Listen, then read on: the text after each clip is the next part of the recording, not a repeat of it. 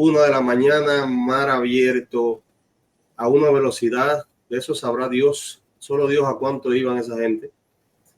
¿Sentiste miedo? ¿Creíste que ibas a morir en ese momento? No traemos nada de alimento. El agua se nos había acabado y gracias a que llegamos a ese río para habilitar el agua que nos íbamos a tomar. Esa manzana nos las encontramos allí, estaba en el suelo de alguien que pasó y la dejó.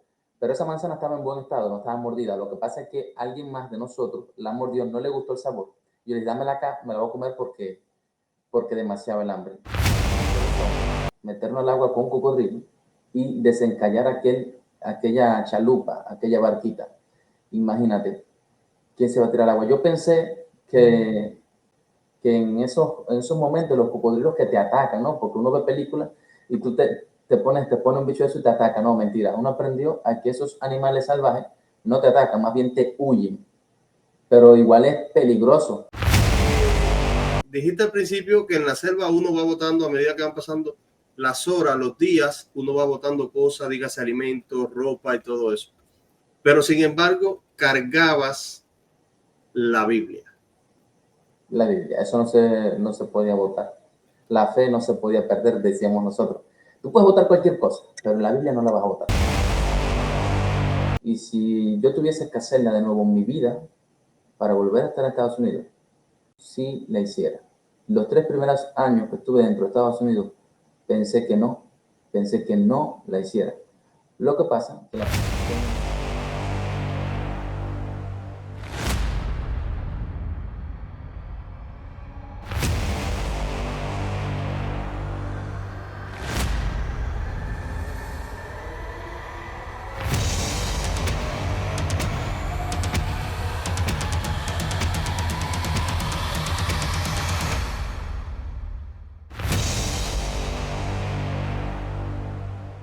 Hoy conoceremos la historia de un joven que, al igual que tú, decidió emigrar. Pero esto no es una historia cualquiera. Esta es una historia que te conmoverá profundamente porque este joven vivió momentos que marcaron un antes y un después en su vida. Hoy tengo el inmenso placer de presentarles a Ernesto Mora. ¿Cómo estás?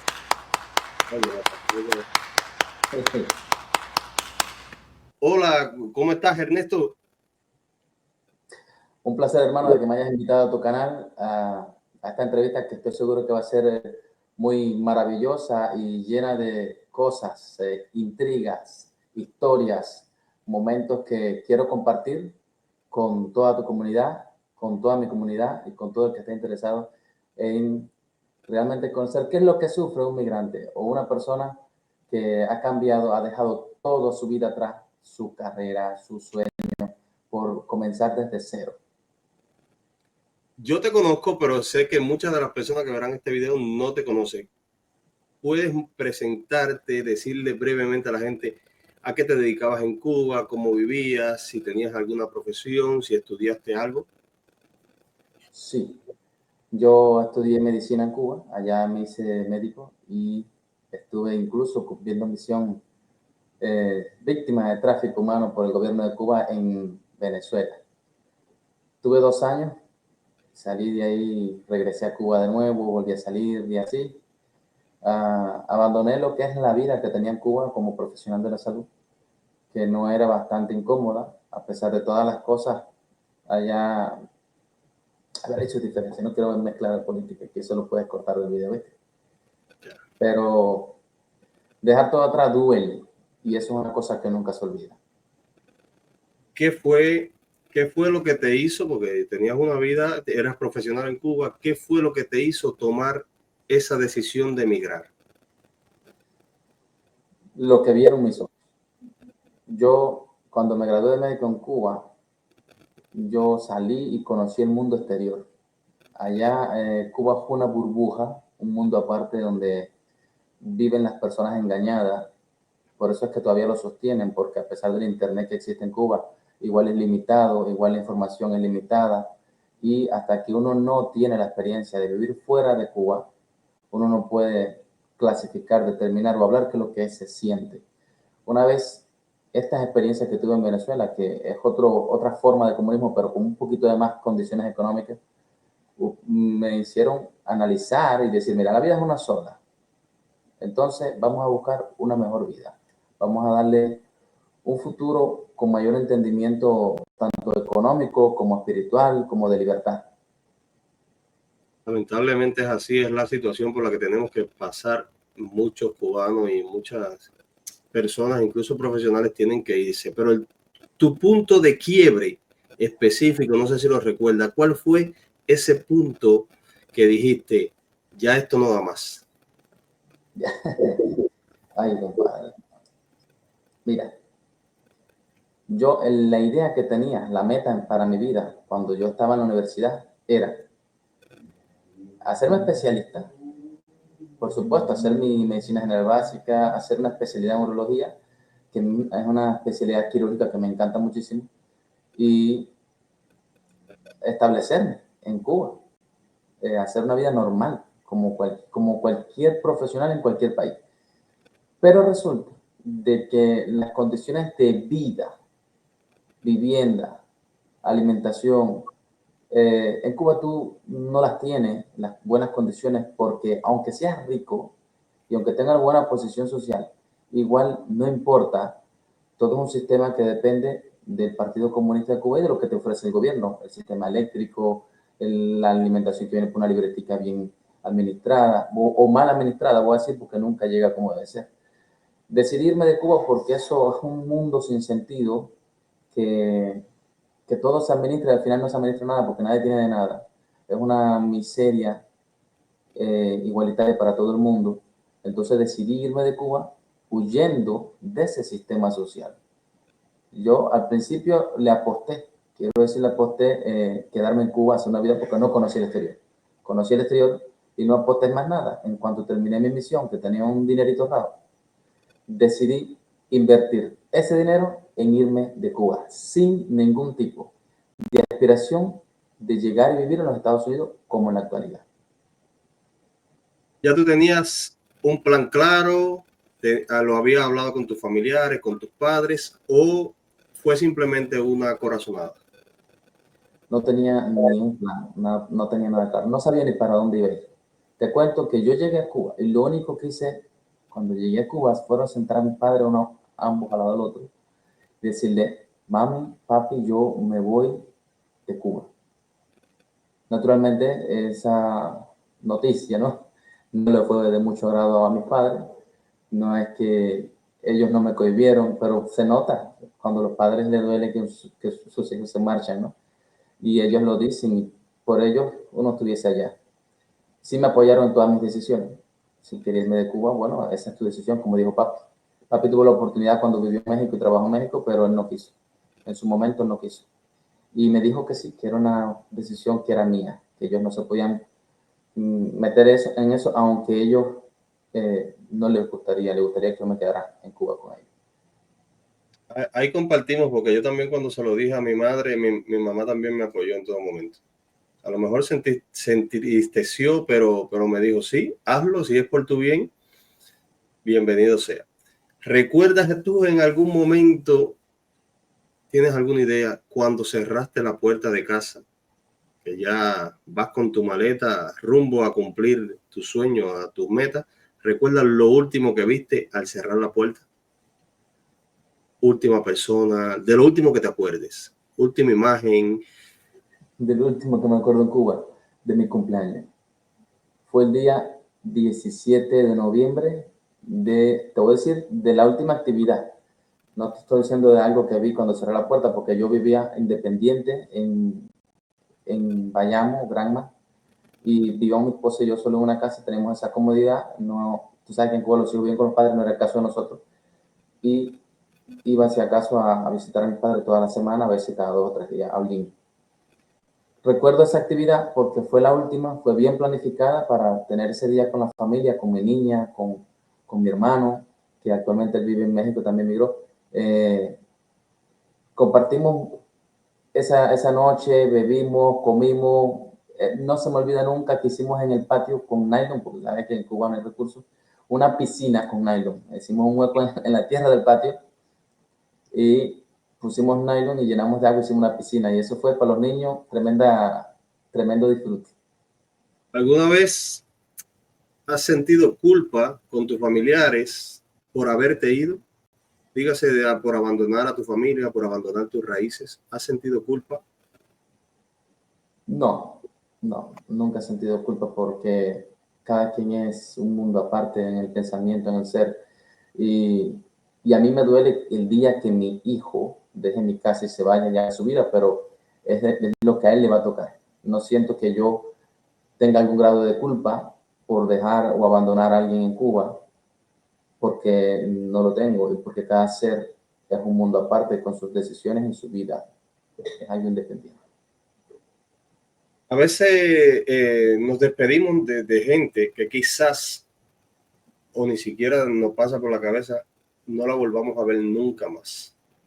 Pasaste por algo así, tuviste que despedirte de alguien que aún así tú sabías que no lo ibas a ver más, que esa era la última vez que te ibas, o sea, Sí, mi abuela Mercedes, es una señora ya era, porque falleció hace poquito tiempo, hace unos meses nada más, pero bastante duro. Yo pensé que iba a durar menos porque ya tenía una cardiopatía isquémica y ya tenía historial de varios infartos en el pasado. Y yo sabía que esa era la última vez que la iba a ver. Ella siempre me apreciaba mucho, yo siempre iba a verla y me dio tremenda tristeza en el sentido de saber que la visité, que conversé con ella. No tuve el de decirle que me iba nunca más la iba a ver. Sin embargo, ella sí me lo dijo a mí, me dio un beso en la frente, me dio un abrazo y me dijo, mi niño del alma, este es hoy, para que tú veas que los viejitos siempre se presienten las cosas, ¿no? O se las saben, o la experiencia, qué sé yo, las cosas de viejo. Siempre me dijo, esta es la última vez que nos vamos a ver. debe ser duro en ese momento. Ese es un momento que te aseguro que nunca vas a olvidar esas palabras. Bueno, después de eso nos vimos, pero por videollamada, en físico nunca. Y siempre ella decía, ¿cuándo será que te voy a volver a ver? Llega el momento de tú llegas al aeropuerto, abordas el avión, tú no vienes directo a los Estados Unidos, tú vas para otro país. ¿Qué pasa por tu cabeza en ese momento? ¿Para qué país vas? ¿Cómo te trató ese país? ¿Y qué tiempo tuviste viviendo en el país a donde llegaste? Yo decidí irme por Venezuela porque era el único lugar del mundo que yo conocía. Yo la conocía Cuba, Venezuela. Otro lugar no lo conozco. Quiero decirte que para mi concepto, el país más violento del mundo es Venezuela. Más que México, más que Colombia, ese es mi concepto personal. Donde la policía es la que te roba. Desde los funcionarios de inmigración a la policía, todo. El robo es con oficiales. Son la policía la que roba. Salí en noviembre, el día 29 del 2019, para Venezuela. Y ya llegando al aeropuerto, salí con una visa de turismo que saqué en la Cancillería, ¿no? Porque yo ya estuve anteriormente en el país. Y me la aprobaron.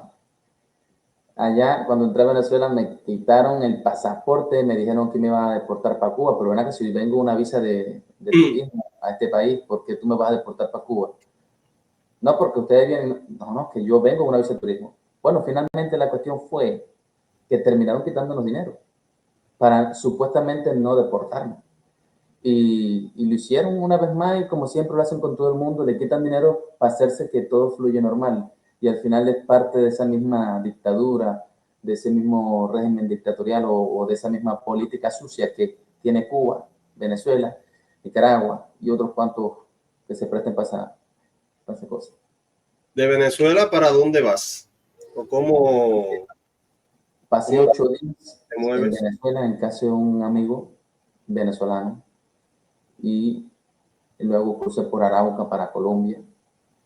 En esa travesía, tanto de Caracas a Apure, Mantecal, luego fue Arauca, Colombia, el sur de Colombia. Durante esa travesía llena de muchas dificultades, porque en todas las alcabalas o te querían quitar algo de la ropa, del maletín, estoy hablando de la policía, no de los malandros. Los malandros son normales, ¿no? Pero la policía son más malandros todavía. Casi que uno llega sin nada, con una mochila en la espalda cargada de sueños, ¿eh? De sueños de llegar a un lugar, establecerse y comenzar a trabajar, tratar de legalizar los documentos de profesional. Llegamos a Bogotá sin conocer a nadie, a nadie. No existía alguien que nosotros fuésemos a visitar específicamente, no. Nosotros llegamos en un bus por la noche y fuimos a un motel a quedarnos a dormir. Al día siguiente comenzamos a buscar una renta, preguntando de puerta en puerta, y encontramos una casa que todos los cubanos que han estado en lo que es el sector Kennedy Bandera conocen, la casa de Marina. Ahí ella alquila siempre cuartos a los cubanos, esas cosas. Y ahí estuvimos un mes porque conseguimos una renta ya privada para nosotros, un aparto estudio, que era mucho más cómodo y que por supuesto nos atendieron con bastante cariño. Una pregunta más que obvia, porque yo sé que tú te sentías súper bien en Colombia, te sentías como en casa. ¿Qué tiempo tuviste en Colombia y por qué ya después de llevar cierto tiempo decides seguir tu rumbo hacia un mejor sueño? Yo no quería irme de Colombia, empezando por ahí. ¿Y qué te hizo cambiar? En Colombia conseguí trabajo en una clínica, estaba a punto de arreglar todos los papeles. Sí, había sufrido de estafas de cierto punto porque en 2 ocasiones, 2 personas, abogados o haciéndose pasar por abogados, me cobraron muchísimo dinero por regularizar los documentos, pedir un asilo en Colombia. Era algo, yo veo que bastante difícil para los cubanos. Hicimos el proceso. Lo que hicimos del proceso fue perder dinero. Pleno COVID, en el COVID, y nada estaba funcionando, todo era para después, pero sí, todos los pagos se hacían, imagínate. Yo me decepcioné de Colombia por eso, pero es un país que me encanta para vivir, la cultura, lo que se come, cómo te tratan las personas, es un país muy sociable. Yo adoro Colombia, me encanta mucho y la gente que lo vive también me cae muy bien, son muy familiares. Ahí no te voy a permitir que hables en singular porque ahí te voy a decir adoramos. Pero bueno, pasa toda esta etapa, señores. Un migrante que sale desde Cuba en busca de un sueño, llega a Colombia donde incluso logra ejercer de lo que estudió, pero decide seguir más allá, decide seguir su sueño. Ahora vamos a adentrarnos todo lo que tiene que ver cuando pasaste por la selva, la famosa selva del Darién, conocida por muchos, incluso le vamos a estar poniendo imágenes. Yo creo que del camino hacia los Estados Unidos, del tránsito, es lo más peligroso. Sí. Pero bueno, ¿qué sentiste tú? ¿Cómo fue ese trayecto a la selva del Darién? ¿Y qué fue lo primero que perdiste al decidir entrar en la selva? ¿Qué fue lo que perdiste ya que dijiste, ya, voy con toda? Fue una motivación. Venirnos a Estados Unidos fue una motivación pura de la familia de mi esposa y de mi esposa. Ella quería venir para acá porque en Colombia estábamos solos nosotros dos. Y naturalmente uno siempre busca estar con la familia. Yo accedí y dije, bueno, nos vamos. Yo no iba a permitir que mi esposa cruzara sola esa travesía, no. Yo me fui con ella, aunque yo quería permanecer en Colombia. Salimos tomando viajes en bus hasta la costa que se llama, no me acuerdo ahora, Capurganá, ¿cómo se llama? Pero Capurganá se llama pegado ya eso pertenece a la misma selva casi. Eso es la mismísima frontera de Colombia con Panamá. Sí, es la que está. La cosa es que llegamos hasta Capurganá. Y ese mismo día en la noche salimos, entramos a la selva por la costa con una lancha que nosotros alquilamos, que es la parte posiblemente más difícil de toda la travesía. ¿Sentiste miedo? Era de noche, era mar abierto, las olas inmensas de grande. ¿Tú tienes ese recuerdo todavía en tu cabeza, Randy? Lo tengo, claro, si me estás hablando y es como si lo estuviera... ¿Tú te acuerdas, ¿Tú te acuerdas que Ida iba rezando y nadie quería que ella parara de rezar? Ajá. Eso es terrible de triste. 12 de la noche, 1 de la mañana, mar abierto, a una velocidad, de eso sabrá Dios, solo Dios a cuánto iban esa gente. ¿Sentiste miedo? ¿Creíste que ibas a morir en ese momento? A ver, no creí que iba a morir, pero sabía que estaba en el hilo. Y más cuando esas personas que llevan la lancha decían, si alguien se cae, nos vamos a olvidar de quien se caiga. Nadie se puede caer de la lancha. La lancha iba saltando por las olas muy altas. Las personas se salían literalmente de la lancha hacia arriba y volvían a caer en la lancha con todos el oleaje que había. Fue bastante difícil. En ese momento fue donde el señor Sanz se golpeó la costilla, que dice que se fracturó, se fisuró, lo que sea que pasó. Pasó unos cuantos días mal de eso. Y ese fue el momento de la travesía más terrible. Cuando nosotros llegamos a costa, fueron 2 horas, como 2 horas o 3 horas de lancha. 2 o 3 horas, sí. Cuando llegamos a la costa, yo me lancé, ya pegadito al borde, pensando en que estaba bajito. Por aquí, qué clase de susto, terrible. Estamos como a unos 180 metros de la orilla. Estaba hondo. 2, 3 de la mañana. Estaba eso Yo oscuro. pensé que el agua me iba a dar por la cintura cuando yo me lanzara. Nada, me fui completo, que tuve que arrendarme del bote porque pensé que no iba a dar pie. Ahí estamos viendo, ya llegamos a la costa, llegamos a la orilla, ya decidimos adentrarnos en la selva del Darién. Ahí estamos viendo imágenes de la selva del Darién. Son comunidades indígenas que hay ahí en ese lugar, que no te hablan español, hablan algún dialecto local. Más bien, estas fotos son de las comunidades cuando ya pasamos la selva, es decir, ya cuando estábamos saliendo, pero todavía estamos adentro. ¿Qué Esa pasó? foto es antes de entrar a la selva. Mira, esa foto es en Capurganá. Ah, mira. Esa foto es en Capurganá. Porque ya lo otro del monito es dentro del mismo macizo de la selva, que es lo que todo el mundo conoce como la casa del abuelo.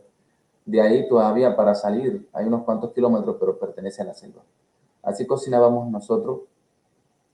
Así cocinábamos nosotros. Eso ya era un campamento que había. Un campamento.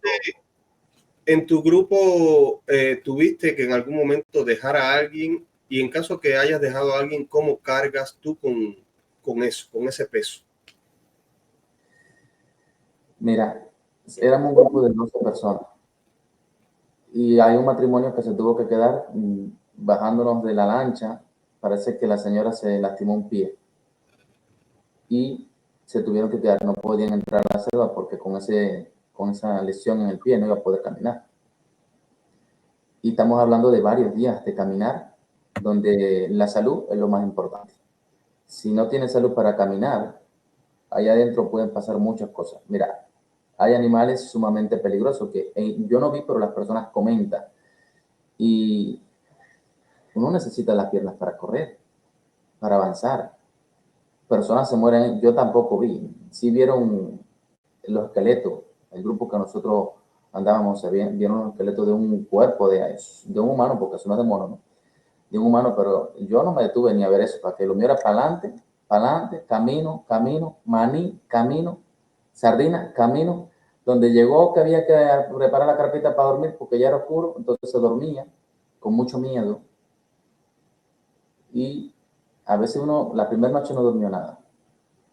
La segunda noche, un poquitico ya porque no se podía, que era al lado del río, que fue eso fue peligroso porque yo me acuerdo que nosotros salimos en marzo y como en enero, nosotros hicimos la travesía en marzo y en enero hubo, de ese mismo año, una creciente en el río que dejó 15 fallecidos. 15 fallecidos en ese mismo lugar donde nosotros dormimos. Imagínate, ¿qué te puedo decir? Es verdad que se dormía prácticamente con los ojos abiertos. El mismo miedo como que no te dejaba dormir. Incluso ya que uno sabía que la cantidad de cosas que pasaban en la selva. Dentro de la selva, que ahí la vida no valía absolutamente nada. Todo lo que tú lleves no lo sacas de la selva. Entras y todo lo vas dejando. Yo recuerdo que una chaqueta bien linda que tenía, la tuve que dejar. Ropa que tuve que dejar. cosas que tuve que dejar porque ya no podía más. Era mucha distancia, creo que son 100 kilómetros de selva. Nosotros no caminamos el 100% de la selva porque gracias a que pudimos pagar esa lancha que nos llevara la mitad aproximadamente, o un poquito más de la mitad, por la cota, que eso no se sabe si eso estuvo bien hecho o mal hecho, porque básicamente uno estaba pagando la muerte, no era otra cosa.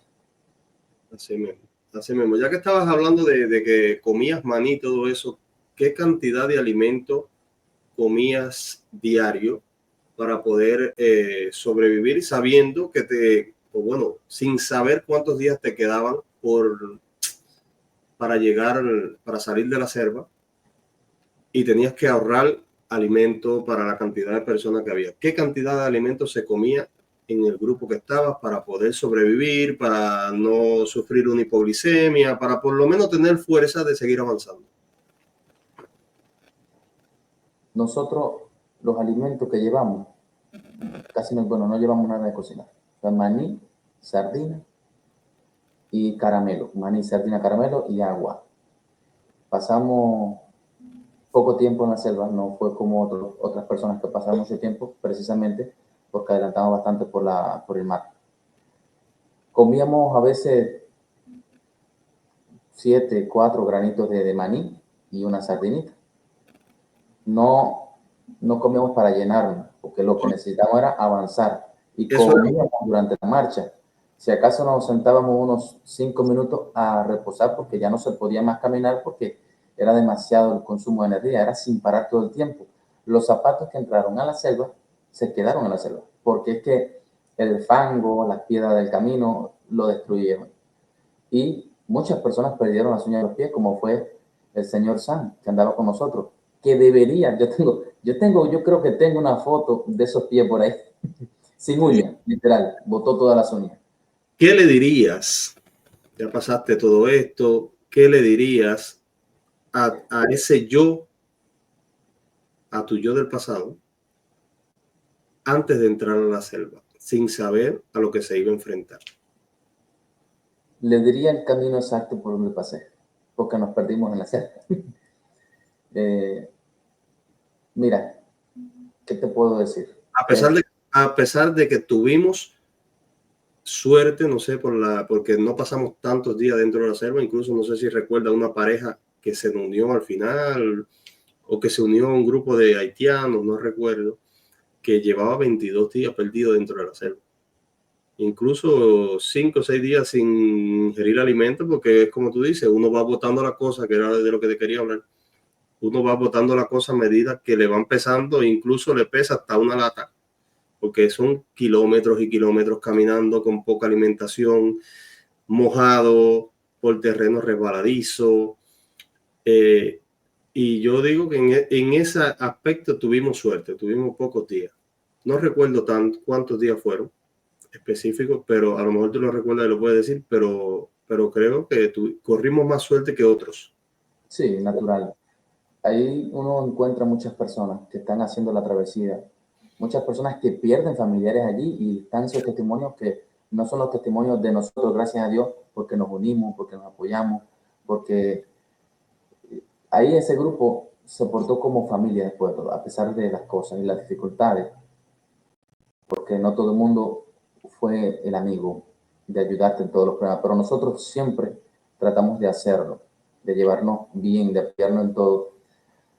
Pasamos, bueno, yo recuerdo, cuando entramos a la selva, las 2 primeras noches fueron las más difíciles. La tercera noche fue en casa del abuelo, el famoso abuelo. Todo el que cruzó la selva del Darién sabe cuál es la casa del abuelo, porque es una casita que está a la salida de la selva de una tribu que ellos reciben a muchas personas ahí. Ellos reciben a muchas personas y le dan alimento, le venden el plato de comida $5. Y uno con gusto lo paga si traen dinero. Uno con gusto lo paga porque uno está saliendo de donde no ha comido nada. Fueron hasta la idea de 3, 4 días a base de granito y sardina. Granitos de maíz, de maní, discúlpame, de maní y sardina. Ahí yo estoy grabando por los caminos, los famosos caminos, porque las personas creen que la selva es un camino, no. es monte. Hay trillos establecidos porque las personas caminan por ahí, pero es monte, es todo monte. Sí, estoy viendo ahí. Pero esta parte me llama la atención, incluso le voy a poner audio.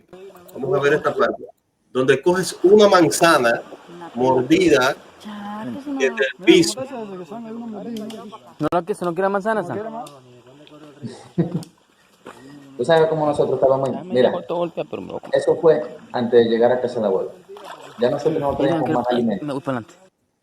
No traíamos nada de alimento. El agua se nos había acabado y gracias a que llegamos a ese río para habilitar el agua que nos íbamos a tomar. Esa manzana nos las encontramos allí, estaba en el suelo de alguien que pasó y la dejó. Pero esa manzana estaba en buen estado, no estaba mordida. Lo que pasa es que alguien más de nosotros la mordió, no le gustó el sabor. Yo le dije, dámela acá, me la voy a comer porque demasiado el hambre. Y es que no había nada. Hambre, imagínate. Eso era como un filete en ese momento. Sí, eso era un manjar. Ahí están viendo a mi persona y están viendo a otros compañeros de los que cruzamos la selva ahí, subiendo la famosa loma, no recuerdo cómo se llama, la loma esa inclinada. Y otros videos, mira para allá. Bueno, llegas a la selva del Darién. Bueno, creo que te caíste por un barranco también, ¿no? Sí. ¿Qué pasó? ¿De cuántos metros era de altura? ¿Cuáles fueron las secuelas? Que vamos a ver en alguna foto ahí se verá lo que te hiciste en el rostro y todo eso. Pero más o menos cuántos metros de altura tenía, por qué te caíste, qué pasó, te resbalaste, te dio un mareo. ¿Qué pasó? Mareo nada. No, mareo nada. La cuestión es que iba caminando y entonces estaba la barranca, todo el mundo iba caminando por la orilla, subiendo la loma, y en ese momento yo la parte de la pisada donde puse el pie era hoja suelta y se me resbaló el pie, traía una mochila en el frente y una mochila en la espalda. Ese fue el primer día de camino. Ya estábamos en la selva, amanecimos, vamos a decir el segundo día de camino porque ya estábamos en la selva y íbamos a pasar la primera noche. Salimos caminando, resbalé y el contrapeso de la mochila me tumbó y fui dando vueltas por una barranca para abajo como 2-3 metros. Mira, terrible, yo me asusté bastante. Yo cuando me vi en esa situación, que de hecho se rompió un asa de la mochila también y se botaron las cosas, yo abrí los brazos y las piernas como si fuese, no sé, porque es que no tenía fin. Yo era dando vueltas, y yo abrí los brazos y las piernas para ver si dejaba de dar vueltas. Ahí me golpeé toda la frente un poco en la ceja. Ahí están las fotos del rasponazo. Lo puede buscar, lo puede mostrar. Vamos a ver si lo encontramos. El susto que se dio, esa es de más adelante, esa más adelante. Yo creo que está anterior a esas fotos. Esa es la manzana de la discordia. La manzana. Gracias a esa manzana para que cayera algo en ese estómago. Vamos a ver, no ha llegado la foto del rasponazo. Mira, San también aparte del golpe que sufrió en las costillas, las uñas perdidas, también sufrió en el brazo derecho también. Lo tenía ahí en carne viva. Mira, ¿Recuerda? Mira, aquí, ok. Mira ahí, en la frente, la ceja. Ya. Bueno. ¿Qué cara es esa? Eso fue un rasguño. La cabeza es muy dura. O la cabeza es muy dura. Sales de la selva. ¿Qué haces? ¿A dónde llegas? Cuando ya viste, coño, al fin salí de todo este matorral, voy a ver por lo menos personas, casas, voy a ver si me tiro un baño. ¿A dónde llegaste? ¿Qué hiciste en cuanto saliste de la selva? ¿Dónde paraste? ¿Te detuvieron? ¿Qué pasó? Mira, hubo un momento en que todos nos perdimos y mágicamente apareció un señor. Ese señor es de una tribu, habla español y habla el dialecto ese local. Ese señor nos encontró y andaba armado. Dice que andaba armado porque hay panteras y animales peligrosos que atacan y con esa arma él no lo atacan, ¿ves? Porque él se defiende con eso. Hay una parte del video donde nosotros llegamos a la casa del señor ahí mi esposa habla. No sé si lo puedes encontrar. Muy difícil salir ahora a buscar el video específico. Bueno, ya por aquí creo que estamos llegando. Sí. Ahí estamos. Acuérdate que ahí ya nosotros andamos perdidos. Ahí no traíamos nadie que nos orientara, como era el caso de un coyote que se sabía todo eso ahí. Y ahí nosotros andamos perdidos, andamos sueltos. El Señor, después de esos árboles que se ven en el video, nos dejó y nos dijo, sigan caminando que van a llegar a la casa del abuelo. La cuestión es que hay muchos caminos. ¿Mira la casa del abuelo ahí? Esa es la casa del abuelo. Sí, esa es la casa del abuelo. Ahí están los monos meciéndose. Ahí estoy viendo perfectamente. Pero todavía esto es selva. Sí, todo eso es selva. Eso fue el primer contacto humano que tuvimos nosotros cuando salimos, el grupo, cuando salimos de las... A ver, todavía es selva, pero cuando estábamos en el proceso de salir.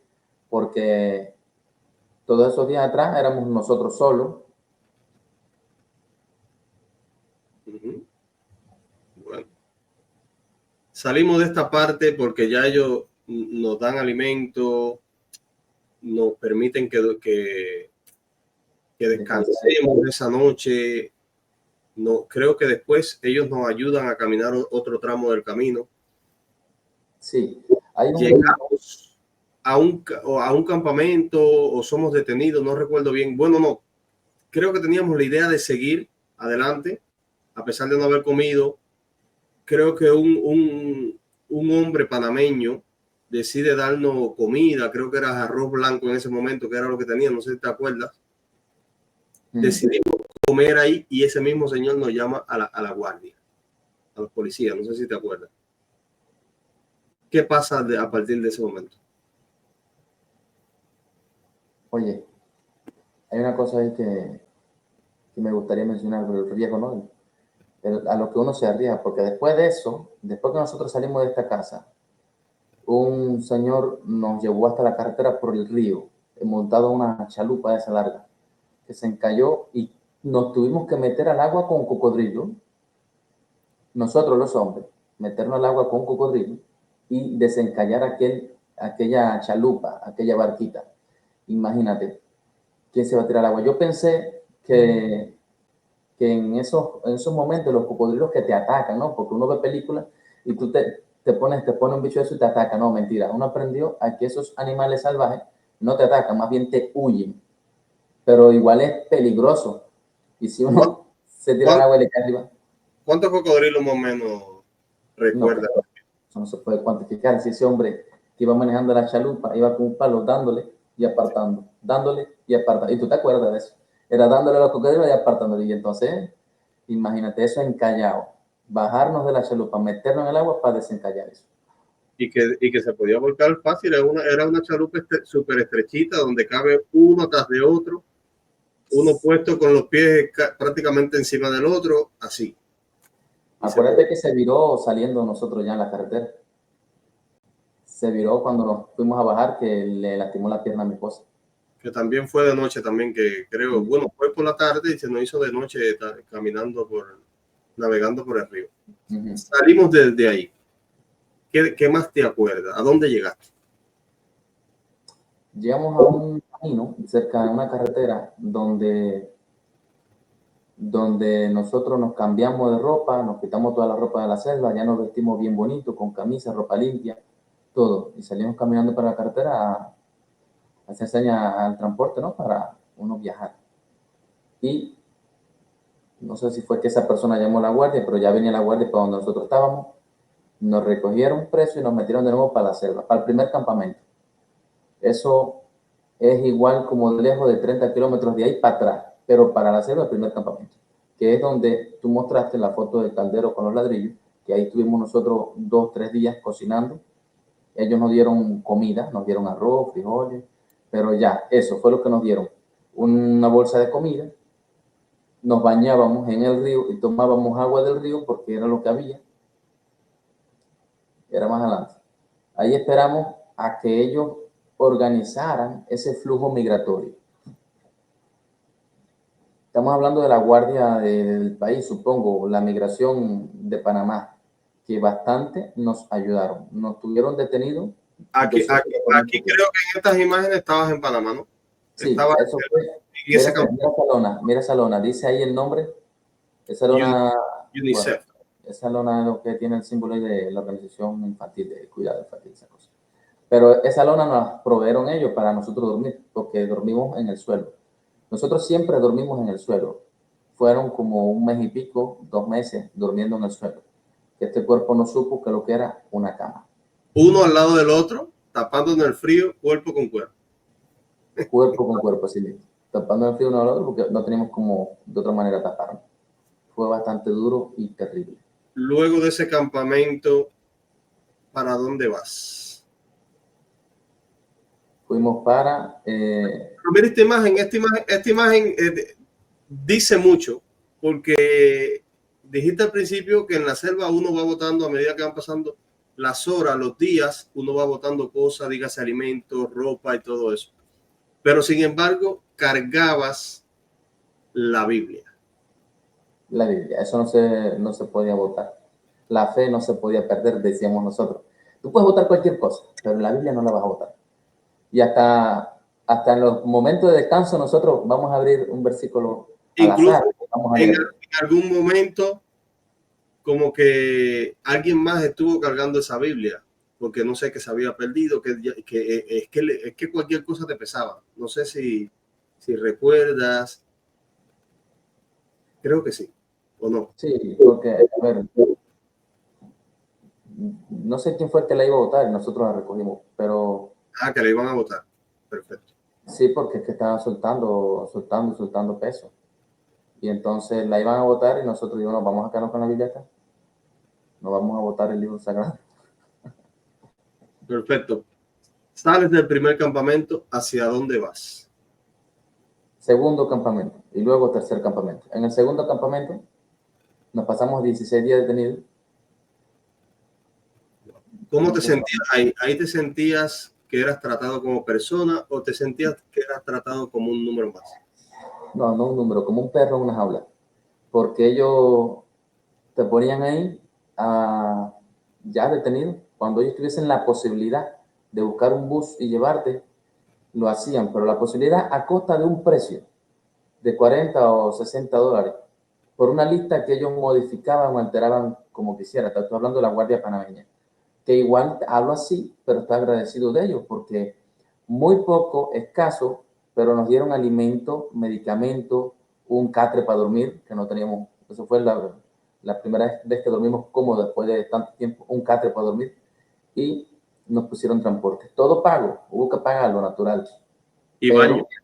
Y baño pero baño, no, dieron un baño para un días no nos bañábamos, a pesar de que estábamos cerca de un río. Salimos del segundo campamento, vamos para el tercer campamento. ¿Qué pasa de ahí para allá? ¿Cómo coges el transporte rumbo a Costa Rica o al próximo paradero? Cruzamos, del tercer campamento no nos quedamos a dormir. Ellos mismos, la misma guardia, como sabía que ya era el último lugar, ¿no?, donde ellos te establecían, ellos nos decían, mira, por ahí está la cerca, te puedes ir, te puedes fugar. La misma guardia. Ellos querían que tú te fugaras. Nosotros, por supuesto, que no dimos cobertura a quedarnos esa noche ahí y nos fuimos, sacamos un pasaje y cruzamos a Costa Rica, que es lo que viene después de Panamá. ¿Tienes alguna foto? ¿Recuerdas algún momento de Costa Rica? Foto no debo tener ahí en ese álbum que tenemos acá. No, llegas a Costa Rica con el cuerpo delante y el alma detrás. Ya dejaste un país, queda menos por lograr tu sueño. ¿Qué pensabas a partir de ese momento hacia allá? Una victoria. Me sentía más liviano. Sentía que podíamos dar más, pero no olvidamos que teníamos el desgaste del cruce del Darién, de la selva. Tenemos ese desgaste a pesar de que pasamos 17 días o 16 días descansando en ese centro.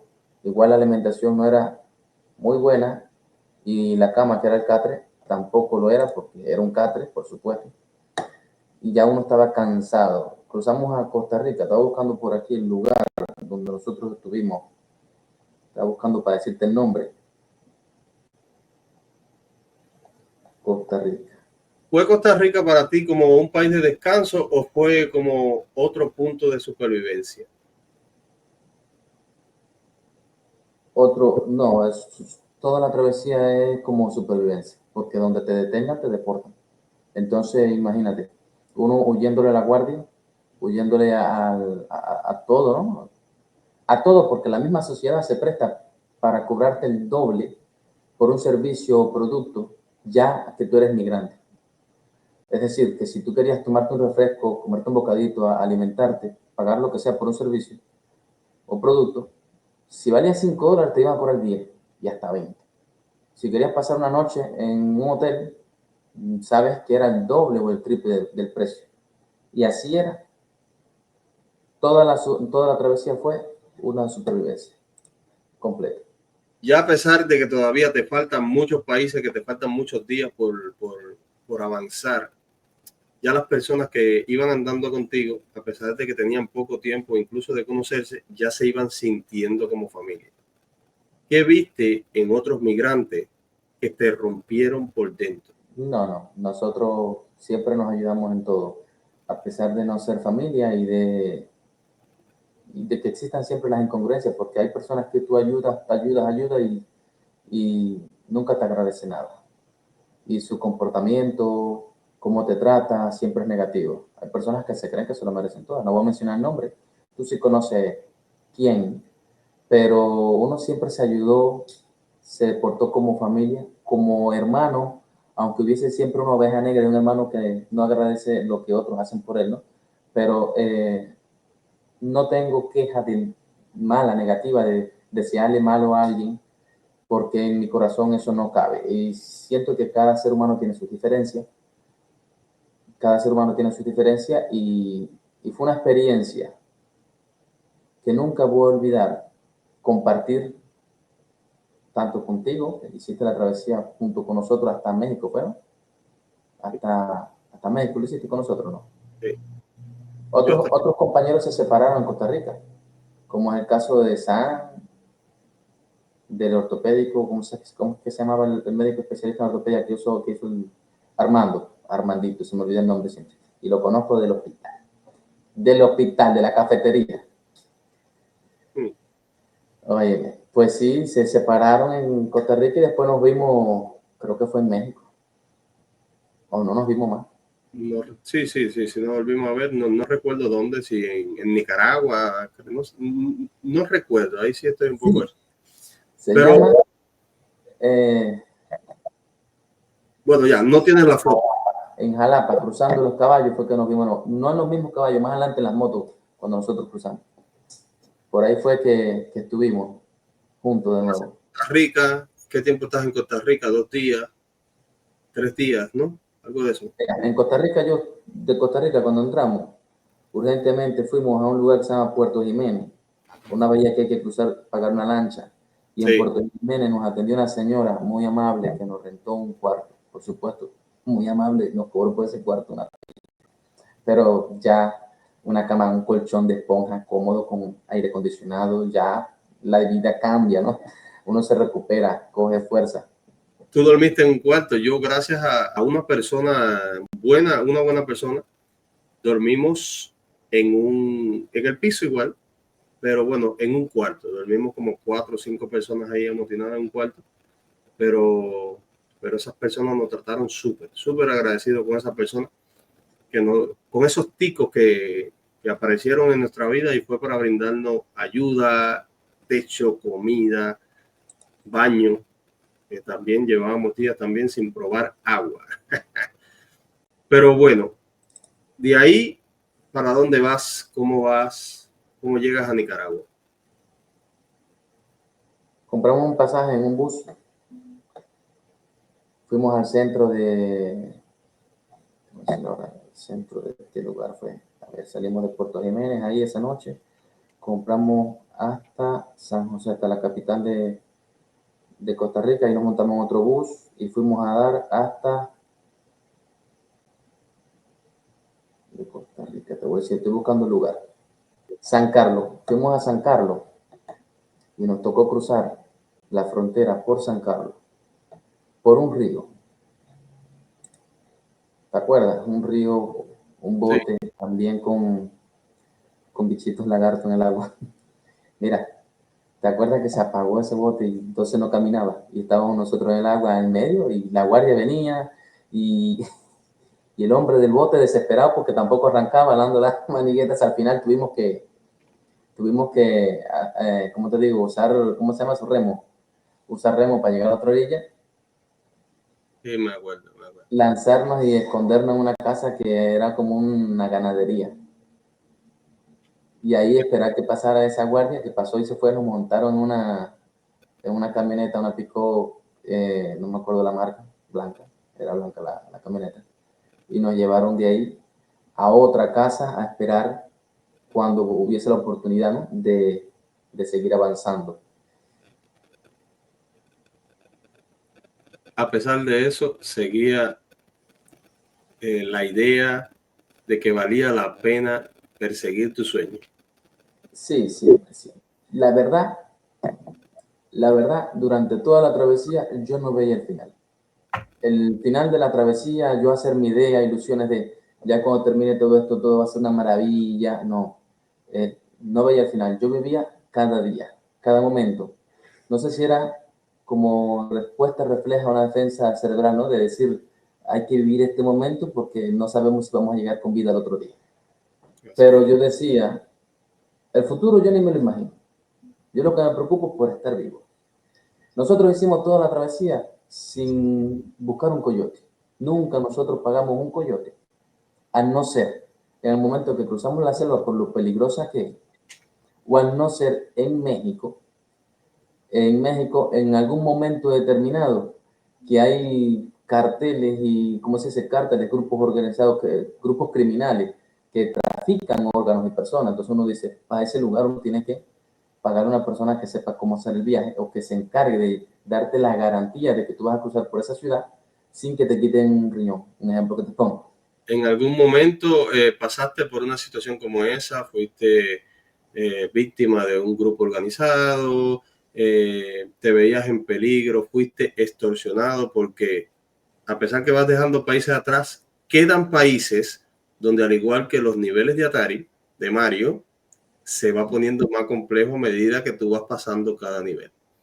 Fuiste extorsionado, fuiste maltratado, te trataron de forma inhumana en algunos lugares. Déjame saber ese trayecto que te queda: Nicaragua, Honduras, Guatemala, México.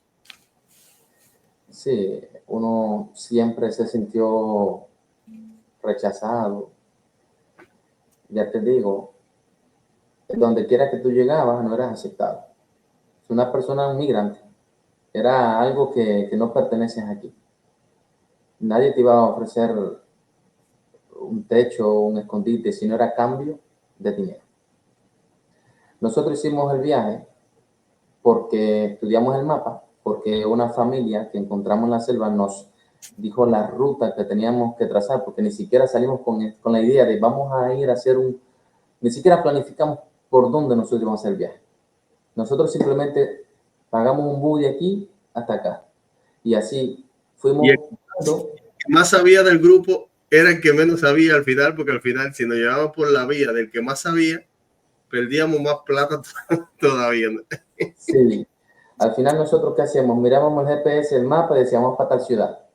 Y íbamos cogiendo buses locales y así íbamos avanzando. Y así llegamos a México. Y de México llegamos a Estados Unidos, porque es que México, a ver, nosotros pensamos, ya hablando de niveles, como tú dices, sin Atari en Mario, nosotros decíamos, lo más difícil, más duro era la selva. Mira, ya joder. Ya la selva era el pasado. Nosotros decimos, lo más duro viene ahora. México era lo más duro. Guatemala ni hablar porque uno no hizo estadía en Guatemala. Honduras tampoco. Uno se demoró por cada día, por cada país, 1 a 2 días aproximadamente. Era una cosa de montarse en un vehículo y cruzar. Pero en Honduras, ¿fuiste extorsionado? No, en Honduras. Sí, te bajan No, de un... en todo caso en Guatemala. En Guatemala, porque en Honduras nosotros... Bajan de un bus a todos los migrantes y empezaron a cobrar dinero para subir. Sí, fuiste la misma policía. ¿Sentiste miedo de la policía? Bueno, es que en esos lugares hay que sentir más miedo de la policía que de la gente normal. La gente normal más bien te ayuda. Oye, mira, que tú me lo acordaste porque yo de eso no me acordaba. Bajaron a todos los migrantes del bus a quitarle plata. Al final le quitaron plata a todo el mundo y al final yo lo único que tenía era $20. Y eso fue lo que le di. Y dije, mira, usted me puede deportar ahora mismo. Usted me puede deportar ahora mismo. Yo lo único que tengo aquí son 20 pesos. ¿Cómo hacemos? Y ya, por esos 20 pesos me dejaron subir de nuevo el bus. Traía más dinero, pero traía más dinero en la trabilla del pantalón, que sí escondido, que sí. Al final sí volvió a pasar en Guatemala antes de llegar a Tapachula con unos policías que nos bajaron de una van porque el chofer de la van fue el mismo que nos entregó a la policía. Es que eso está planeado entre ellos. Los mismos choferes de los buses, de las vanes, llaman a la policía, oye, aquí tenemos tantos migrantes, tanto eso, viene la policía, te para, ni siquiera es que va mirando, va directo al asiento de los emigrantes. Dime, sí. tanto, dale, venga. Llegaste a México, ahí nos separamos. En todo ese trayecto, ¿encontraste alguna persona o recuerda alguna persona que te haya ayudado, dígase un nacional o cualquier otra persona que venía también haciendo alguna travesía, que te haya ayudado sin interés alguno, sin pedirte nada a cambio, te ayudó de corazón? Una persona que de buen corazón, como la que nos ayudaron en Costa Rica, que nos dijeron, quédense aquí, no tienen que pagarnos nada, duerman aquí, incluso nos sirvieron desayuno antes de nosotros seguir adelante. ¿Tú tienes alguna persona o tienes alguna referencia, si no te acuerdas de su rostro, de alguna persona que te ayudó sin ningún interés a cambio? Sí, en la casa que nosotros llegamos, pero eso fue en Panamá, cuando salimos nosotros en Panamá, en Tapachula, hay un señor que te recibió a ti, sí, en Tapachula, un cubano. Sí. Ese señor, muy buena gente, no se me olvida. Yo a veces quisiera tener el contacto de él y de 2 o 3 personas más que nos ayudaron en el camino y que más nunca hemos podido contactar porque simplemente no tenemos el número de teléfono o no tenemos cómo hacerlo. No conocemos su nombre completo porque eran como ángeles que Dios nos puso en el camino para que nos ayudaran, pero no conocíamos de ellos nada, como fue el hombre que... Yo me acuerdo del nombre, pero no del apellido. William, sin verdad. William, muy buena persona el señor. El apellido no lo recuerdo. Llegas a México, ya ahí nos separamos. ¿Cómo es tu travesía de ahí hasta allá? ¿Qué pasa? Yo hallo que fue bien fácil.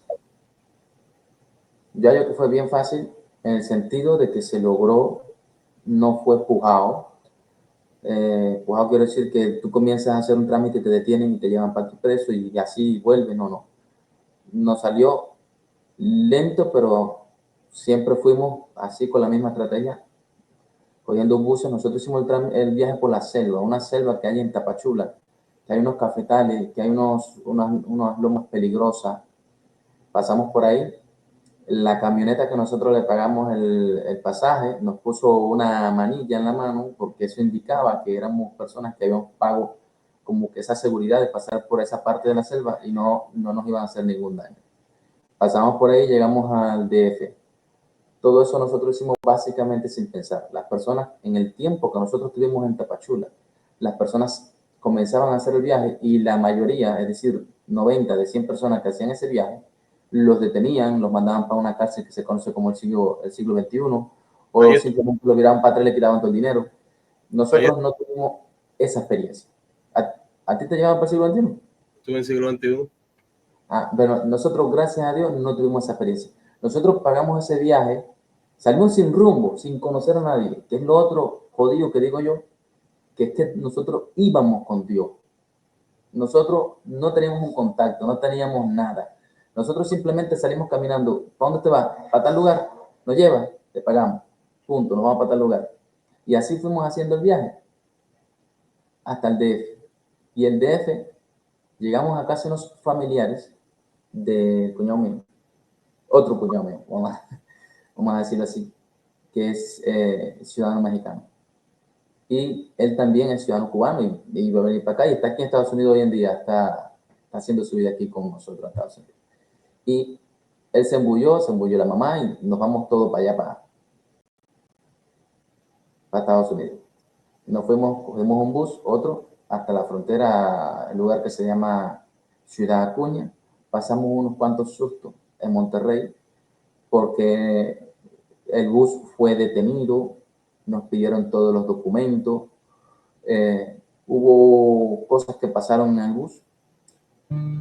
Había otro migrante buscándole problemas discutiendo con otro mexicano por un asiento y al final eso terminó en que llamaron a la policía, vinieron y pidieron documentos y a nosotros ni nos tocaron. Ya te digo, eso era una luz, un rayo de luz del mismo cielo, Dios poniendo su mano, su obra en ese momento.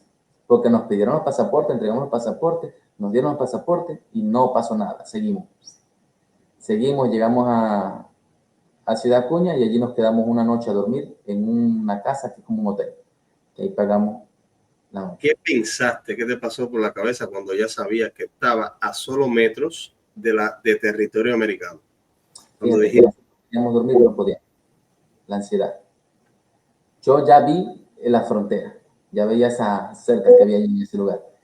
Y saber que lo que había era que cruzar. Entonces, lo vi, nos fuimos para el hotel y ahí era ansioso porque llegara a la madrugada para cruzar por había como una tubería, un puente, un desagüe, algo, ¿no? Que era uno entraba por un hueco, una tierra por acá y salía por allá, por otro lado.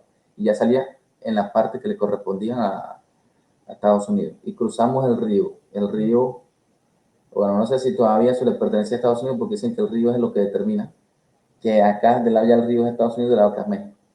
Todavía nosotros estamos del lado acá del río. El río lo cruzamos como tipo 6 de la mañana o 5 de la mañana. El agua era hielo, básicamente, de lo frío que estaba. No me dio a la cintura, nunca llegó. Bueno, llegó a la cintura, fue lo más que llegó. Pero, créeme, frío estaba. Y la temperatura estaba bien bajita. Cruzamos, nos cambiamos toda la ropa y esperamos sentaditos allí a que la guardia de Estados Unidos nos detuviera para comenzar el proceso de asilo. llegas a Estados Unidos, por fin pusiste pies en suelo americano después de muchas noches de incertidumbre, de insomnio, de hambre, de preocupación para tus familiares, de deseo de llegar, pero nunca se perdieron los sueños. ¿Qué pensaste cuando llegaste al territorio americano? ¿Qué fue lo primero que hiciste, que dijiste, te arrodillaste, tiraste un grito al cielo, pediste a Dios? ¿Qué hiciste? Siempre no, agradecido con Dios. Pero lo que hice fue esperar en un lugar hasta que la guardia nos detuviera. Cuando ya pensé que todo lo malo había pasado, Era cuando todo comenzaba. era cuando todo comenzaba. Mario, el último nivel. Mario, el último nivel, una cosa así. ¿Qué pasó ahí? La cuestión es que en ese momento que nos detienen, dicen, mujeres para acá, hombres para allá. Imagínate, mi esposo y yo que siempre hemos estado todo unido y sin un plan, la pasan por un centro de detención de mujeres y a mí para un centro de detención de hombres y nos pasamos básicamente, ella se pasó 2 meses detenida y yo me pasé 3 meses. Era en ese entonces el programa del actual presidente de Trump que tú tenías que hacer tu asilo preso en una cárcel hasta que te lo aprobasen. Y, o si no, de lo contrario, fuera en México yendo a ciertas cortes en la frontera. No era el relajo que ocurrió después más adelante, ¿no? Que era todo el mundo paró y para adentro y sin un proceso de ningún tipo. Por lo menos nosotros nos detuvieron, nos hicieron una entrevista de medio creíble, nos hicieron pasar un poquito de hambre, pero bueno, nos tenían allí. ¿Y qué voy a decir? Nos dieron la oportunidad de defender un caso de asilo, el cual no llegó nunca a consumarse, porque es que como cubano existe la ley de voto cubano y nos beneficia bastante. Gracias a la ley de voto cubano ya soy residente acá en Estados Unidos. Y si fuese por el asilo, no quiero decir que mi asilo sea malo, quizás era bueno, pero hay que tener 2 dedos de frente nada más. Si tú te haces residente con una ley que es antigua, nada más que por ser cubano, ¿para qué tú vas a convocar toda una corte para hacer casos de asilo, que es algo tan difícil de lograr? Sí, Entonces, ¿qué piensas después de ese momento? ¿Valió la pena tanto riesgo? Sí, valió la pena, porque en este país cualquier trabajo te convierte en una persona digna. Te digo digna porque no tienes escaseces de alimentos, de ropa, de gusto, de poder ayudar. No, con lo que tú ganas, tú mantienes muchas familias, fíjate como te digo, en cualquier otro país del mundo. Por muy malo que sea el trabajo, puede ser en la jardinería, puede ser en la construcción, puede ser en un hotel, puede ser como profesional, puede ser no profesional, no importa. Sí, vale la pena hacer esa travesía completa, vale la pena. Y si yo tuviese que hacerla de nuevo en mi vida para volver a estar en Estados Unidos, sí la hiciera. Los 3 primeros años que estuve dentro de Estados Unidos, pensé que no la hiciera. Lo que pasa es que la posición laboral me cambió bastante y he tenido más libertad financiera y me ha ido mejor y, ¿qué te puedo decir? Sí vale la pena. Vale la pena porque Para ti existe el sueño americano. sí, para mí existe el sueño americano. El sueño americano tiene sus cosas y este país hay que saber entenderlo. Eso es lo primero. Estados Unidos rompió mi cabeza por completo. Ya te dije, en Cuba decía yo de ser profesional, muy médico, muy esto con lo otro. Acá no vamos a hablar de dejar de ser profesional, ¿no? Uno sigue siendo profesional, aunque limpie calle, pero tú puedes ser profesional en el sentido de ser buena persona, ayudar a los demás, etc. Si no, hago referencia a dedicarse a la medicina. Aquí ya yo no quiero dedicarme a la medicina en Estados Unidos, un ejemplo que te pongo, porque he visto profesionales de la salud que sí, que son buenos, que tienen su buena economía, que tienen su vida independiente, pero tienen un techo. El techo es del reloj en la espalda y el reloj con la huella. Tienen su vida vendida en tiempo.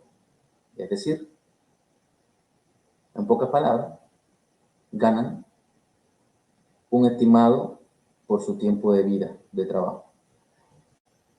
Aquí hay que ver unos conceptos, el concepto del dinero, el valor de las cosas. Para tú determinar si el sueño americano es bueno o malo, tienes que ver cómo tú vives en Estados Unidos. Yo no estoy en contra de muchos cubanos que salen en redes sociales haciendo una directa, que esto es lo peor del mundo. No, cada quien tiene su propia historia de vida y por eso tú tienes este canal, ¿no? Que te permite ir haciendo una valoración individual de cada ser, que esto se convierte en una escuela para tu comunidad.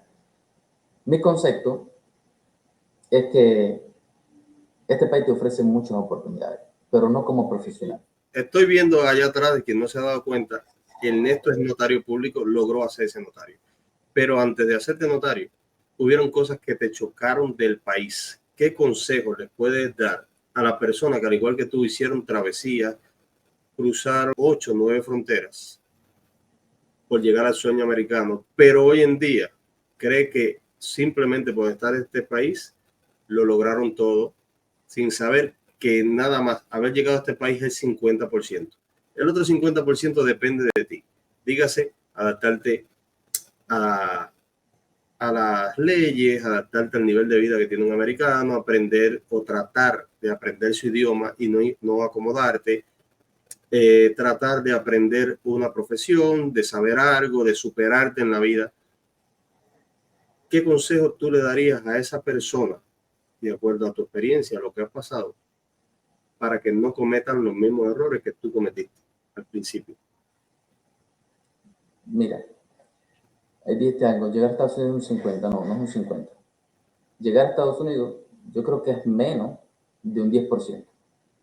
Porque aquí es donde está la batalla fuerte en el sentido de tú hacerte, ¿no? Como persona socialmente, ya sea si te vas a hacer profesional o si vas a ser negociante, este país no tiene techo. Aquí tú puedes estudiar lo que tú quieras, sin importar. Lo que tú quieras lo puedes estudiar. Puedes ser profesional, puedes dedicarte al negocio de diferentes tipos de actividades. Puede ser cosas buenas o puede ser cosas malas. Este país está lleno de potencialidades, pero yo digo que el otro por ciento, que es el más grande, es la superación personal. Aquí en Estados Unidos tú vuelves a nacer. Tienes que aprender una lengua nueva. tienes que aprenderte las señalizaciones, tienes que aprender a conducir el que nunca había conducido un carro, tienes que sacar su licencia, tienes que ir poco a poco insertándose en la sociedad y eso lleva serie de pasos. Decías hace un momento, ¿no? Porque convertirse en notario público no se trata de hacer un ejemplo, te hiciste notario público y ya, no, porque eso realmente no lleva ni escuela. Eso es un curso muy básico y vas y haces un juramento. Tienes que hablar inglés y, por supuesto, estar legal en Estados Unidos.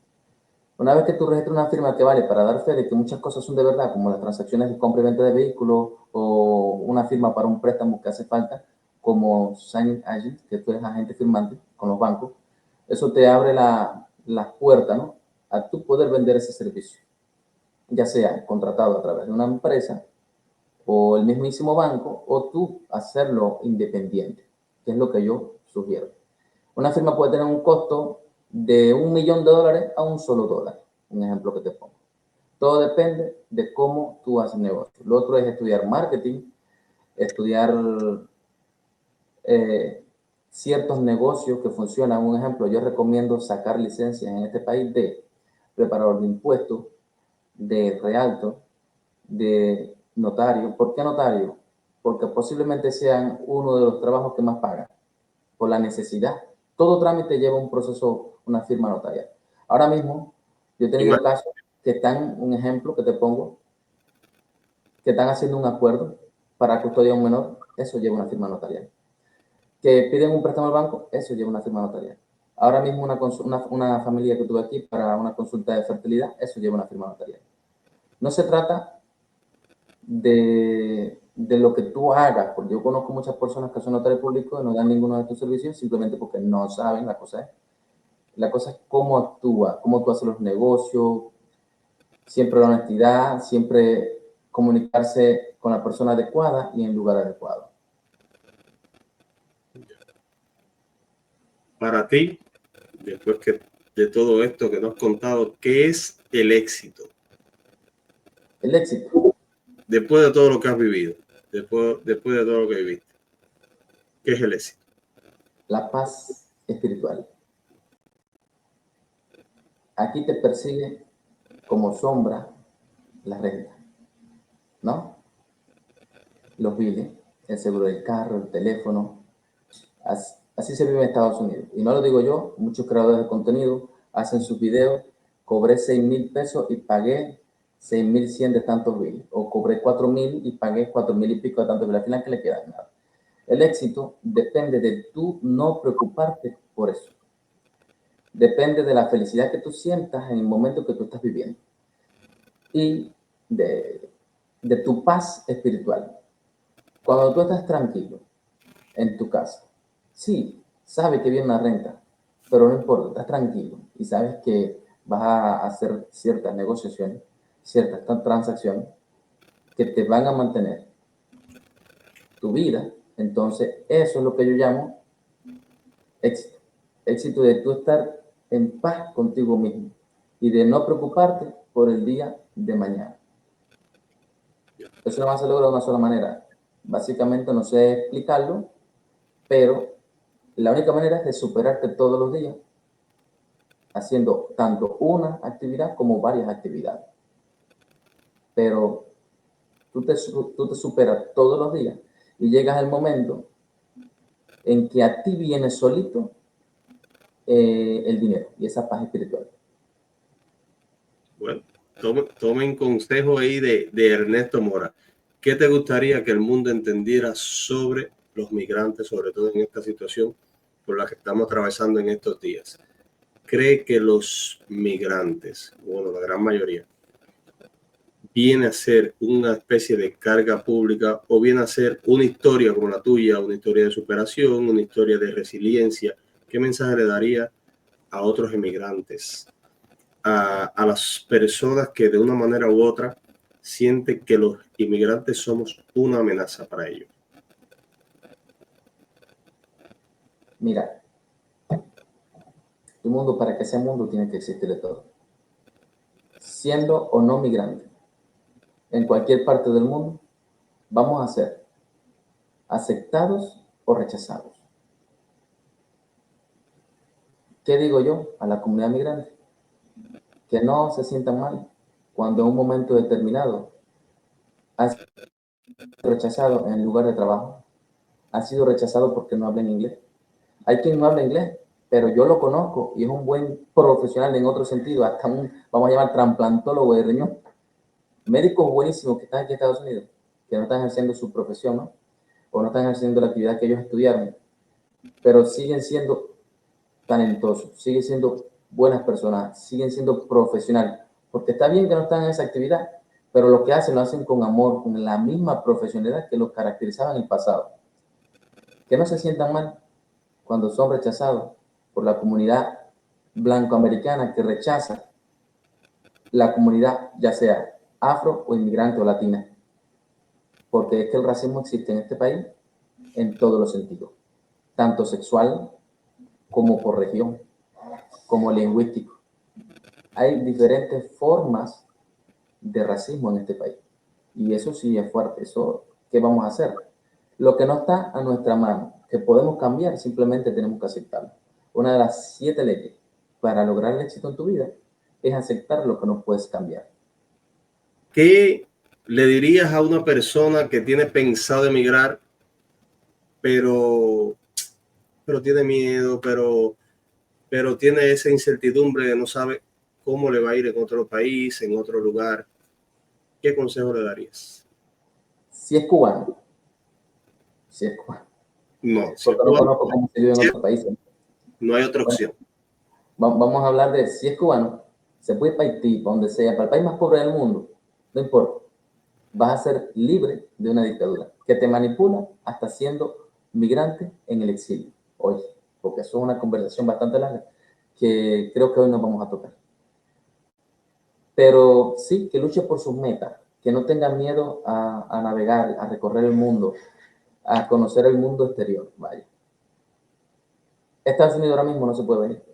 Hay que reconocerlo, triste. Ahora mismo está un mandato republicano que no quiere saber de nadie, que están cumpliendo metas de deportación. Cuando digo cumpliendo metas, porque tienen la meta de apresar a 3.000 personas diarias y deportar a no sé cuánto número de cantidad de personas. Pero esa es la meta que tienen ahora. Ahora no se puede, de hecho, no se está pidiendo asilo en frontera, como existía antes, que tú llegabas y hacías un programa, no. Ya eso no se está haciendo. El señor Trump dijo que iba a crear un mecanismo y un proceso como el MPP que existió en el pasado en su mandato. Si eso fuese verdad y lo pone en práctica, perfecto, entren en el programa y hagan sus cortes desde afuera para defender un asilo en Estados Unidos, pero estando fuera. Y si lo ganan, perfecto. Cada quien que luche por sus metas, por sus sueños. Si tú quieres irte y conocer el mundo, hazlo. No tengas miedo. Yo llevo 3 años haciendo trámites de inmigración, lo que es permiso de trabajo, solicitud de residencia a los cubanos, haciendo unas cuantas otras cosas de trámite. Y he visto personas de 80 años, 85 años, 70 y pico años, aquí en este país, que vinieron durante el mandato de Biden y que personas que nunca perdieron la fe. Si para nosotros que somos bastante jóvenes, como pienso, ¿no? 30 y pico de años, 30 años, es difícil, imagínate para estos abuelitos que lograron salir del país. De hecho, había una viejita viral, vamos a decir, había una viejita viral que cruzó la selva del Darién. Sí. No sabía más de ella. Nunca me he sabido de ella, pero sí. Sí, me acuerdo, tenía Entonces, 70 y pico de años largos. no hay edad para migrar. No hay edad para estar con ese sueño de conocer el mundo y comenzar de nuevo. Siempre es difícil. Ningún inicio fácil. Todos los inicios son difíciles. Pero es mejor iniciar y no quedarte en el mismo hueco o en la misma zanja patinando en el fango y cayéndote todo eso arriba. Es mejor salir y conocer el mundo. ¿Qué le recomiendas a estos migrantes y qué servicio ofrece? ¿Tienes algún logo, alguna foto de los servicios que ofreces para ponerlo aquí en pantalla o algo así? En lo que vas hablando, ¿qué les recomiendas a los migrantes debido a esta situación que están pasando en estos precisos momentos? ¿Tienes alguna foto por ahí de los servicios que ofrece, algún logo? Mira, sí, a ver, tengo videos en mi canal de TikTok, pero así una foto que a la mano ahora Lo no voy a tengo. poner. De hecho, Voy a ¿no? poner cuando edite el video, voy a poner tu canal para que vayan a seguirte, sobre todo para que vayan a informarse. No tanto seguirte, sino a informarse del paso a paso que deben de seguir de acuerdo a cada proceso. Cada persona es un mundo aparte. Cada persona es un mundo aparte y las orientaciones son distintas. Si una persona está regularizándose en Estados Unidos por el matrimonio, la documentación que tiene que llevar el proceso es diferente a si lo está haciendo por asilo o si el cubano que lo está haciendo por ley de voto cubano. O si hay otras leyes específicas, como programas que acaba recientemente de quitar Trump, que eran los TPS, que había un grupo de países y que yo hice muchos TPS a muchas personas y les llegó perfecto. Hay logros que son increíbles. Personas que entraron y nunca se registraron y el TPS se lo aprobaron y le dieron su socio de permiso de trabajo. Los servicios que yo ofrezco, primero que todo, y el servicio principal es servicio notarial. Quiero especificar que ningún notario está capacitado o habilitado para hacer trámites de inmigración y que se ve mucho por ahí, y con bastante frecuencia, personas que los estafan, porque en los países latinos el servicio de notaría lo hace un abogado. Y entonces creen que aquí pasa igual. Servicio de notaría, uno ya es abogado y no es así, uno no puede dar asesoría legal sobre un tema. Uno simplemente tiene una firma registrada que vale mucho para hacer ciertos trámites de cambio de propiedad. Ese es un servicio que yo ofrezco, trámites de vehículos, donde te oriento en cómo, un ejemplo que te voy a poner, cómo poner el carro a tu nombre, los documentos que necesitas, dónde tiene que llevarlo, o incluso si tú quieres yo hacer todo el trámite, voy y hago todo el trámite. Cada proceso con un costo diferente, por supuesto, y que le acomode al cliente. Ese es el primer servicio que doy, el principal, el que más vendo. El otro servicio que doy es preparador de documentos para USCIS, que esto no es lo mismo que notario público. Lo que pasa es que he aprendido a dar varios servicios, a tener varias licencias y una oficina con múltiples trámites. Por eso mi empresa se llama Mora Multiservices. Entonces, en eso consiste. Tengo mi licencia de impuestos para yo preparar impuestos y no solamente prepararlo, sino registrado para darte alguna asesoría o si hay algún problema con tu taxa, yo te puedo representar a nivel del IRS hasta cierto límite porque no soy abogado. Es como una categoría que cada año tengo que mantener y si no hago el examen y si no paso, por supuesto que no puedo mantener. Eso es cada año hasta que yo pueda convertirme en agente inscrito, que ya si eso es por 5 años, es más tiempo. Son los servicios básicos que doy es notaría, preparación de documentos para USCIS y impuestos. Con esos 3 servicios mi oficina funciona bastante. Hay otros servicios adicionales como impresión de documentos de diferentes tipos. Si tú simplemente necesitas una impresora e imprimir documentos, pues aquí lo puedes hacer. Impresión de fotos de 2x2 de pasaporte. Antes hacía impresiones de fotos más grandes, 4x6, 5x8, pero ya estos servicios como que no se venden mucho. Ahí lo doy, pero casi no tiene salida, casi no tiene mercado. Es todo lo que hago desde mi casa. La oficina mía, no sé si sale el tilititi, es el ruido, es la llamada que está entrando por ahí. No te preocupes, no te preocupes. Esto es en vivo, esto es lo que pase, pasó y se quedó. La oficina, como decía, este teléfono no para. Este teléfono constantemente está entrando llamadas, por eso ponerlo mucho. Constantemente tengo clientes, la oficina mía está localizada en el mismo lugar donde yo vivo. O sea, que no rento un espacio. Tengo más bien una habitación destinada para eso, que con su escritorio, su salón para atender a las personas y aquí trato uno por uno. Trabajo por cita y mi servicio es personalizado. Por eso tiene su costo. Ejemplo, usualmente las personas van a una oficina y los tratan a la manera que se trata en una oficina a las personas que van a resolver un trámite X. Aquí se tratan a las personas no como clientes, sino como amigos, como familia. Desde que llegan, yo siempre hago un traguito de café, conversamos, como si fuese algo de amistad, ¿no? Y eso es parte del servicio, digo yo, porque tú no vas a sentirte mal donde tú vas a ir y vas a ser atendido. Aquí voy a estar dejando fijo el banner y el canal de YouTube de Ernesto. Aquí voy a estar dejando fijado tu banner y tu canal de YouTube, el número donde tienen que comunicarse para cualquier duda, cualquier pregunta. Ahí va a estar. El dolor ajeno duele. A mí duele. ¿Qué quiero decir con esto? Porque fui víctima de eso. Yo cuando llegué a Estados Unidos pagué abogados que nunca hicieron nada. Nada. Y estoy hablando de mucha plata. Y yo me comencé a hacer documentos de inmigración porque yo hice los míos. Y yo arreglé mis problemas de inmigración. Y actualmente soy residente gracias a las gestiones mías. Sí, que la aplicación de residencia la hizo un abogado, no la hizo un abogado. La hizo un preparador de documentos que tenía ese abogado que hasta lo hizo mal. No voy a hablar de quién, porque la ética me caracteriza por no decir quién, pero pasó. Y es triste porque es mi dolor. A ellos no le dolió. Eso no va a pasar en esta oficina. Esa es mi historia y por eso es que doy mi servicio personalizado.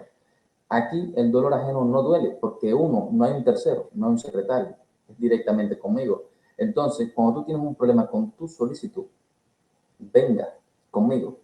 Que si tú hiciste tu solicitud conmigo, nosotros llamamos a IOC, llamamos a donde haya que llamar, revisamos todo lo que hay que revisar y buscamos si hay un error donde hay que buscarlo y rectificarlo. Todo para solucionar tu problema como debe ser. Como debe ser. No es, venga, te cobré por un servicio y me olvidé de tu existencia. Aquí no pasa eso. Esta es la historia de Ernesto, un profesional que en Cuba era médico, decidió emigrar en busca de un sueño y hoy en día cumplió su sueño. Incluso sé que tiene otras bendiciones, que aquí lograste ser papá por segunda vez, que es una de las mayores bendiciones de tu vida. Entonces, gracias por el tiempo que me dedicaste. Mírense en este espejo, los sueños sí son posibles y son alcanzables. Ya ustedes saben, comenten el video, déjenle su like, vayan a la plataforma de Ernesto. Nos estamos viendo con otro caso. Gracias por la invitación, hermano.